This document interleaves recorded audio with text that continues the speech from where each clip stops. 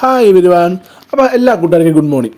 അപ്പോൾ കുറേ ദിവസങ്ങളായി എനിക്കൊരു കമൻറ്റ് വരുന്നുണ്ടായിരുന്നു, ടോപ്പ് 5 വരുന്ന ബിഗ് ബോസ് സീസൺ 6 ടോപ്പ് 5 വരുന്ന ആൾക്കാരെ ഒന്ന് ഒരു വീഡിയോ ഇടുമോ? ഞാൻ എന്താണ് ബിഗ് ബോസിൽ കുറേ പേര് വീഡിയോ ഇടാറുണ്ട്, ഡീറ്റെയിൽഡ് റിവ്യൂ ഇടാറുണ്ട് ഒരു ലെങ്ത് വീഡിയോ ഒക്കെ ആയിട്ട്. അപ്പോൾ ഇതുപോലെ ഞാൻ നേരത്തെ ഒരു കമ്മ്യൂണിറ്റി പോസ്റ്റിൽ പോയിട്ടുണ്ടായിരുന്നു, ടോപ്പ് 5 ആരൊക്കെ വരുന്ന കുറച്ച് കണ്ടസ്റ്റൻസിൻ്റെ ലിസ്റ്റും കൊടുത്തിട്ടുണ്ടായിരുന്നു. അപ്പം നല്ല റെസ്പോൺസ് ഉണ്ടായിരുന്നു. അപ്പോൾ അതിൻ്റെ അടിയിൽ കുറേ പേര് വന്നിട്ടുണ്ടായിരുന്നു, അല്ലാണ്ട് കുറേ വീഡിയോയുടെ അടിയിൽ കമൻ്റ് ആയിട്ട് ചെയ്യുമോ എന്ന് ചോദിച്ചിട്ടുണ്ടായിരുന്നു. അപ്പോൾ അവർക്ക് വേണ്ടിയിട്ടും അല്ലാത്തവർക്ക് എല്ലാവർക്കും വേണ്ടിയിട്ടാണ് ഞാൻ ചെയ്യുന്നത്. അപ്പം ഞാൻ സീസൺ 6 ഡേ 1 മുതൽ ഇപ്പം ഇന്നലെ വരെ ലൈവ് വരെ കാണുന്ന ആളാണ് ഞാൻ. അപ്പം എൻ്റെ ഒരു കാഴ്ചപ്പാട്, എൻ്റെ ഒരു പെർസ്പെക്റ്റീവ് വെച്ച് ഞാൻ ഇത് ചെയ്യുന്നത്.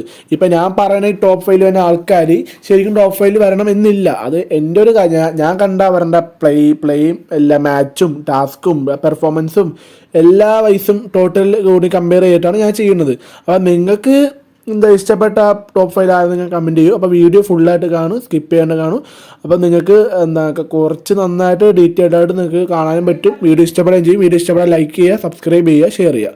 അപ്പോൾ അധികം വലിപ്പിച്ചിട്ടുള്ള ഞാൻ ഡയറക്റ്റ് വീഡിയോ കൊണ്ടുപോയി. അപ്പോൾ ടോപ്പ് 5 5ാം സ്ഥാനം കൊടുക്കുന്നത് നമ്മുടെ സിജോക്കാണ്. സിജോ എന്ന് പറയുന്നത് വന്ന സമയത്ത് നല്ലപോലെ നന്നായിട്ട് ടാസ്ക് കളിക്കാൻ ചെയ്യും. സെക്കൻഡ് വീക്കിൽ ക്യാപ്റ്റനുമാണ് സിജോ. ക്യാപ്റ്റൻസി സിജോക്കായിരുന്നു വന്നത്.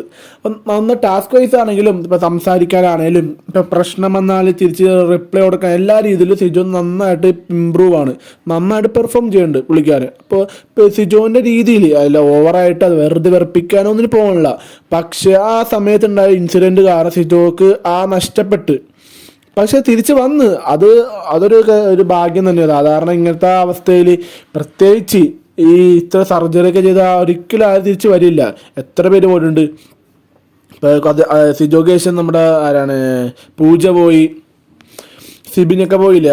അത് മെഡിക്കൽ ആവശ്യത്തിന് പോയതാണ്, അവരുടെ ബുദ്ധിമുട്ട് കാരണം മെഡിക്കൽ ഇതിനു വേണ്ടി പോയതാണ്. അപ്പോൾ സിജോ പോയില്ല, തിരിച്ചു വന്ന്. അത് പുള്ളിക്കാരന് അതിനോടുള്ള ക്രേസും ബിഗ് ബോസ് എന്ന പ്ലാറ്റ്ഫോമിൽ ഇനി കിട്ടണമെന്നില്ലല്ലോ, ഒരു പ്രാവശ്യമേ കിട്ടുള്ളൂ ഒന്നാമത്തെ.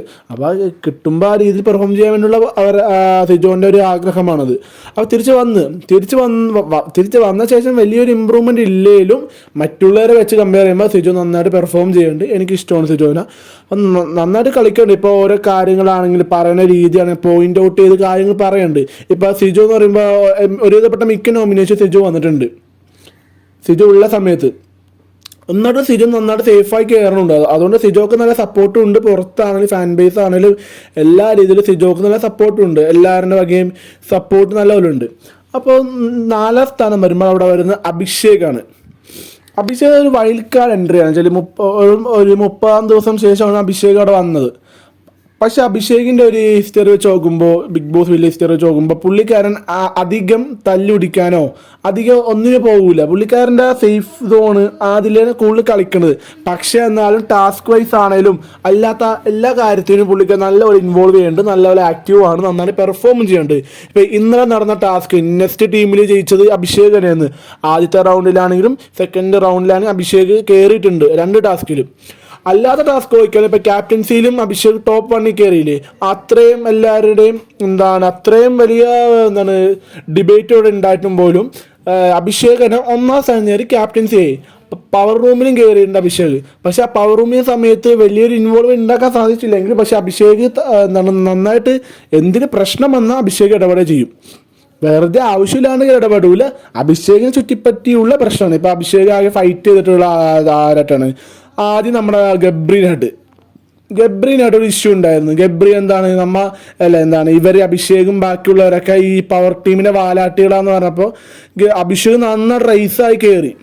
പിന്നെ വേറെ കാര്യമുണ്ട്, ആദ്യം വന്ന സമയത്ത് തന്നെ അഭിഷേക് നല്ല കാട്ടുതീയായിട്ട് വന്ന ആളായിരുന്നു. അറിയാലോ, ആ കമ്മ്യൂണിറ്റീനെ പറ്റി പറഞ്ഞത് എല്ലാ ഇഷ്യൂസ്.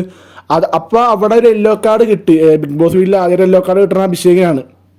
അപ്പോൾ അവിടെ ഒരു യെല്ലോ കാർഡ് കിട്ടിയ തൊട്ട് അഭിഷേക് അവിടെ ഒതുങ്ങിപ്പോയി. സത്യം പറഞ്ഞാൽ വന്നുണ്ടായി ഉഷാറായിരുന്നു, ഒരു എനർജി ആയിരുന്നില്ല. പിന്നീട് യെല്ലോ കാർഡ് കിട്ടിയപ്പോൾ എന്ന് വെച്ചാൽ 2 പ്രാവശ്യം നോമിനേഷൻ തന്നെയല്ലേ. അപ്പോൾ ഏതൊരാളാണേലും അത് ഒതുങ്ങിപ്പോൾ കുറേ പേര് കളിയാക്കണ്ടായിരുന്നു. അഭിഷേക് പുലി പോലെ വന്നിട്ട് എലി പോലെ ആയിപ്പോയി എന്നൊക്കെ പറയും. അതിപ്പോൾ ഏതാകെ യെല്ലോ കാർഡ് കിട്ടുമ്പോൾ വന്ന ദിവസം തന്നെ യെല്ലോ കാർഡ് കിട്ടുമ്പോൾ ആർക്കാണെങ്കിൽ പറ്റും. പിന്നെ വേറെ കമ്മ്യൂണിറ്റിനെ പറയാൻ പാടില്ല. പക്ഷെ പുറത്തുള്ളവർക്ക് അത് പറഞ്ഞപ്പോൾ കിട്ടിയ സാറ്റിസ്ഫാക്ഷന് അഭിഷേകിന് നന്നായിട്ട് സപ്പോർട്ട് കിട്ടിയിട്ടുണ്ട് ആ രീതിയിൽ തന്നെ. അപ്പോൾ ആ ഇൻസിഡൻറ്റിന് ശേഷം പിന്നെ ഗബ്രിയായിട്ട് ചെറിയൊരു ഇഷ്യൂ ഉണ്ടായിരുന്നു. അതപ്പോൾ തന്നെ മാറി. പിന്നെ നോറയായിട്ട് ആ ടാസ്കിൽ വന്ന പ്രശ്നങ്ങൾ കാരണം നോറയും ഇഷ്യൂവിൻ്റെ സായും കൂടി ഉണ്ടായിരുന്നു ഇടയിൽ. പിന്നെ ഇന്നത്തെ പ്രൊമോയിൽ കാണിക്കേണ്ട ജാസ്മിനായിട്ടുള്ള ഇഷ്യൂ, ജാസ്മിൻ എടുത്തിട്ട് ഇലക്കണ്ടായിരുന്നു അഭിഷേക്. അപ്പോൾ വെറുതെ ആവശ്യത്തിനൊന്നും പോകാറില്ല, പക്ഷെ എന്നാൽ സ്ക്രീൻ സ്പേസ് ഉണ്ട്. ഇപ്പം അൻസിബ ഇതുപോലെ തന്നെ ആവശ്യത്തിന് ഇടപെടുകയുള്ളൂ, വെറുതെ തല്ലുപിടിക്കാൻ പോലെ. പക്ഷെ അൻസിബക്ക് സ്ക്രീൻ സ്പേസ് ഇല്ല. ഇപ്പം എവിടെ നോക്കിയാലും ക്യാമറ നോക്കിയാലും അൻസിബനെ കാണൂല. പക്ഷെ അത് വെച്ച് അഭിഷേക് നോക്കിയാൽ കാണും. അഭിഷേക് കുറച്ചുകൂടി എൻ്റർടൈൻമെൻ്റ് ആണെങ്കിലും ഡാൻസ് ആണെങ്കിലും ഫണ്ണായിട്ട് എല്ലാ രീതിയിലും അഭിഷേക് ഇൻവോൾവ് ആണ്. ഇനി മൂന്നാം സ്ഥാനം ഞാൻ അൻസിബക്ക് തന്നെ പറയുള്ളൂ. വേറെ ഒന്നുമല്ല, പുള്ളിക്കാരിയുടെ രീതിയിൽ ആ സേഫ് സോണിൽ വെച്ച് കളിക്കുന്ന ഒരാളാണ്. വെറുതെ പോയി തല്ലുപിടിക്കാനോ ആരോട് വെറുപ്പിക്കാനോ ഒരു കാര്യത്തിനും പോകില്ല. പക്ക മൈൻഡ് ഗെയിമറാണ് അൻസിബ.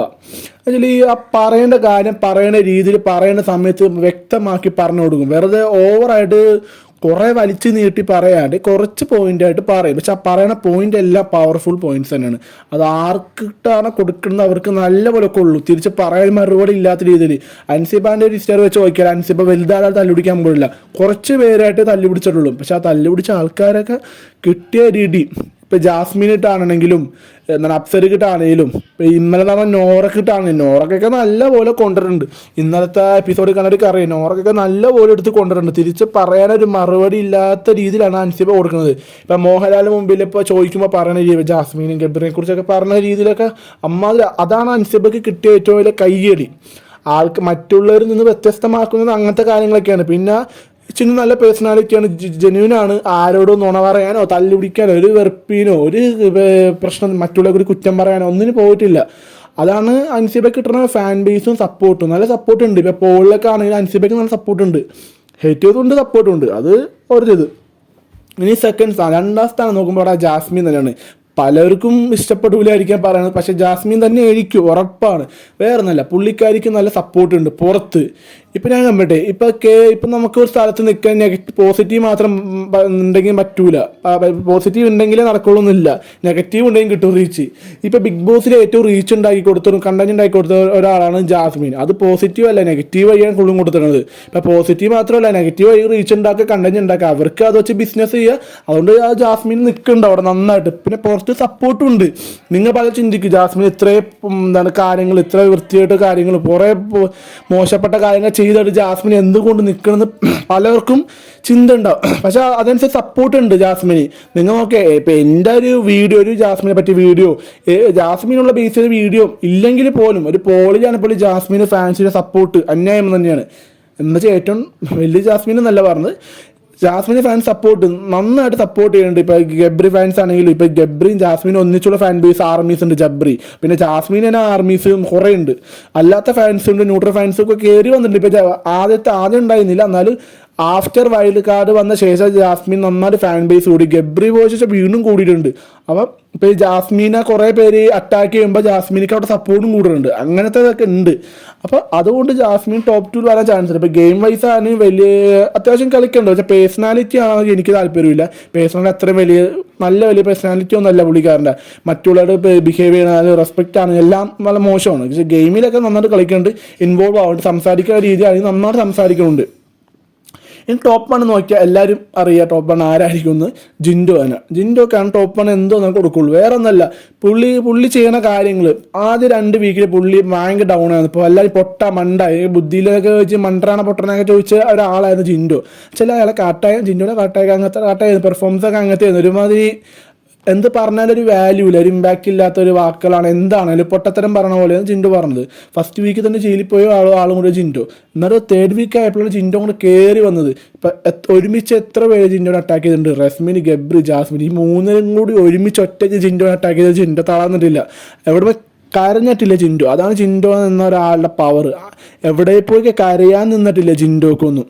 ഇപ്പം ഗബ്രിയായും ജാസ്മിനുള്ള വേറെ എത്ര പേരാണ് കരണ്ടിട്ടുണ്ട്, വീട്ടിൽ പോകണമെന്ന് കരണ്ട്. പക്ഷേ ജിൻഡോ വീട്ടിൽ പോകണമെന്ന് ഒന്നിനും കരണ്ടില്ല. ജിൻഡോയുടെ പിടിച്ചു നിന്നിട്ടുണ്ട്, കപ്പ് നേടുന്നവരെ പിടിച്ചു നിൽക്കലും ടാസ്ക് വൈസ് ആണെങ്കിലും ഓരോ പറയണ പോയിൻ്റൊക്കെ അല്ല പക്ക പോയിൻ്റാണ് വെച്ചാൽ. അത് ആ പറയണ സ്ഥലത്തെ പറഞ്ഞുള്ള ജിൻഡോക്ക് പ്ലാനിങ് ഉണ്ട്, പക്ക പ്ലാനിങ് ആണ് വെച്ചാൽ. ഓരോ സ്ഥലത്ത് എവിടെ എന്ത് പറയണം, ലാലറ്റ് റൂമിൽ എന്ത് പറയണം, ഇവിടെ ലിവിംഗ് റൂമിൽ നിൽക്കുമ്പോൾ എന്ത് പറയണം, ക്യാപ്റ്റൻസിൻ്റെ എന്ത്, പവർ റൂമിൽ എന്ത്, ഓരോ സ്ഥലത്ത് എന്ത് പറയണം എന്നൊരു പക്ക പ്രീ പ്ലാൻഡ് ആണ് ജിൻഡോ. പക്ഷെ പുള്ളിക്കാരൻ നെഗറ്റീവ് കള്ളം പറയും. കള്ളം ഇപ്പം എല്ലാവരും പറയും ഇപ്പം എന്ത് അതൊക്കെ കട്ടെടുക്കണ്ടല്ലോ എന്തൊക്കെ അതൊക്കെ വെച്ചാൽ ഒന്നും നോക്കാൻ പറ്റൂല. കള്ളം പറയാം, അത് ഗെയിം കള്ളം പറയാം, എന്തും പറയാം, അത് കുഴപ്പമൊന്നുമില്ല. ഗെയിം ജയിക്കാണ്, അല്ലാണ്ട് മറ്റുള്ളവരെ കൊല്ലാനോ ബുദ്ധിമുട്ടിക്കാനോ വല്ല ജീവിതത്തിൽ ബാധിക്കണമെന്നല്ല കള്ളം പറയാന്ന് പറഞ്ഞാൽ. ഇപ്പോൾ വലിയ കള്ളങ്ങളൊന്നും അല്ല, ചെറിയ ഗെയിം ബേസ് കള്ളങ്ങളൊക്കെയാണ്, അല്ലാതെ വലിയ കള്ളമൊന്നുമില്ല. അത് തെറ്റൊന്നും ഞാൻ ഒരിക്കലും പറയൂല. അതിനേക്കാൾ വലിയ പ്രശ്നങ്ങൾ തെറ്റ് ചെയ്ത ആൾക്കാർ അതിനകത്തിരിക്കുമ്പോൾ ജിൻഡോനകത്ത് തെറ്റൊരു കാര്യമില്ല. പിന്നെ സപ്പോർട്ട് എന്ന് പറഞ്ഞാൽ അന്യായം തന്നെയാണ് ജിൻഡോ ഫാൻസിൻ്റെ സപ്പോർട്ട്. ഇപ്പോൾ ഞാൻ എനിക്ക് കൺമുമ്പിൽ കണ്ട കാര്യം തന്നെയാണ്. ആക്ച്വലി ഞാൻ യൂട്യൂബർ ആയതുകൊണ്ട് പോളും ഇടും, ഓരോ കാര്യങ്ങൾ കേൾക്കുമ്പോൾ ജിൻഡോ ഫാൻസ് വരുന്നൊരു സപ്പോർട്ടുണ്ട്. അത് അന്യായം തന്നെയാണ്. ജിൻഡോ കിട്ടുന്ന ഫാമിലി ഓഡിയൻസ് ആണെങ്കിലും കിഡ്സ് ആണെങ്കിലും എല്ലാ ആൾക്കാർക്കും ജിൻഡോയുടെ ആംഗിൾ ഇഷ്ടമാണ്. വെച്ചാൽ ജിൻഡോയുടെ പേഴ്സണാലിറ്റിയും ജെന്യൂനും എല്ലാം കൊണ്ട് എല്ലാവർക്കും ജിൻഡോനെ ഇഷ്ടമാണ്. അപ്പോൾ വീഡിയോ ഇത്രയുള്ള. അപ്പോൾ ഇത് എൻ്റെ പേഴ്സണൽ പെർസ്പെക്റ്റീവ് ഞാൻ പറഞ്ഞത്, ഞാൻ കണ്ട കാഴ്ചപ്പാടിൽ, ഞാൻ കണ്ട നിരീക്ഷണത്തിലുള്ള എൻ്റെ ടോപ്പ് 5 ആൾക്കാരാണ്. നിങ്ങൾക്ക് വേറെ ആൾക്കാരായിരിക്കാം, ബട്ട് ഇനി വരാൻ പോണ ടോപ്പ് 5 ശരിക്കും റിയാലിറ്റിയിൽ വേറെ ആൾക്കാരായിരിക്കും. ഇത് കാഴ്ചപ്പാട് ഞാൻ പറഞ്ഞത്. നിങ്ങൾക്ക് ആരാണ് ടോപ്പ് 5 പറയേണ്ടത് എന്ന് നിങ്ങൾ കമൻറ്റായി പറയും. വീഡിയോ ഇഷ്ടപ്പെടാൻ ലൈക്ക് ചെയ്യൂ, സബ്സ്ക്രൈബ് ചെയ്യൂ. എന്തെങ്കിലും മോശമായിട്ട് എതിരഭിപ്രായം ഉണ്ടെങ്കിൽ കമൻറ്റായി പറഞ്ഞു, എനിക്കൊരു കുഴപ്പമില്ല, റിപ്ലൈ ഞാൻ തരാം, ഒരു കുഴപ്പമില്ല. അപ്പോൾ ഓക്കെ, ബൈ.